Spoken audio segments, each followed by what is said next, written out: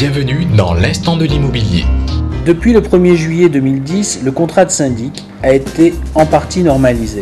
En effet, toutes les tâches induites par la gestion courante ont été référencées. Il en résulte que les autres tâches peuvent faire l'objet de facturations complémentaires par le syndic. D'autre part, la notion de copropriété fragile a été introduite dans le suivi financier d'un immeuble en copropriété. Cette situation signifie que la dette des copropriétaires est supérieure à 25% du budget annuel de la copropriété. Le syndic a aujourd'hui obligation d'informer le conseil syndical ou les copropriétaires de cette situation. Le syndic ou le conseil syndical ou des copropriétaires représentant 15% des millièmes de copropriété peuvent saisir le tribunal d'instance afin de faire nommer un administrateur ad hoc. Le droit de la copropriété connaît chaque année, sous la pression des différents acteurs, associations de défense des copropriétaires, syndicats professionnels et État, de nouvelles évolutions. Nous vous invitons à nous suivre les mois prochains pour suivre les nouvelles évolutions de la législation en termes de fonctionnement de la copropriété.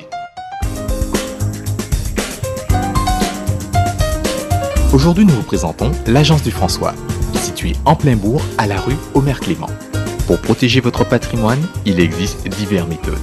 L'une d'entre elles, parmi les moins connues, est la constitution d'une SCI. Monsieur Chemin nous l'explique. La SCI est un outil de gestion patrimoniale. C'est une société civile qui est soumise à l'impôt sur le revenu selon la règle des revenus fonciers.